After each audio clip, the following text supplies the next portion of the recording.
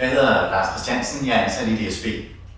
I min fritid der er jeg forsikringstillidsmand i Tjenestemændenes Forsikring.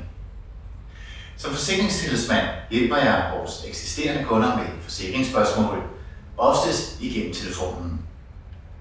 En del af min tid bruger jeg på at opsøge nye kunder. Det kan være blandt mine kolleger eller på andre arbejdspladser.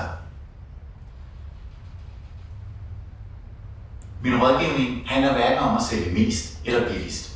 Det handler om at finde kundens reelle behov og vise kunden, hvilke konsekvenser hans forskellige valg har.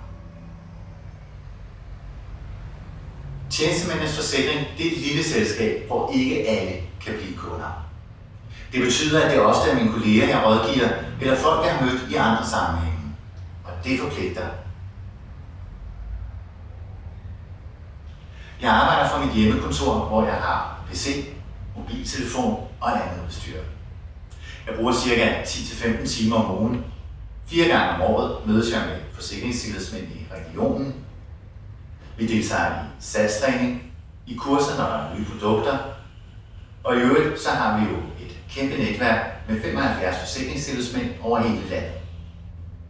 Jeg kan klart anbefale jobbet, men det er vigtigt, at du er indstillet på, at det tager en del af din tid. Du skal have lyst til at opsøge nye kunder og yde service over for andre. Men til gengæld så bliver jobbet hurtigt en livsstil med gode oplevelser, og du får mulighed for at få en god indtjening. Og så skader det jo heller ikke, at vi har markedets bedste forsikringer til de mest attraktive priser. Så hvis du synes jobbet lyder som noget for dig, så er det bare med at søge.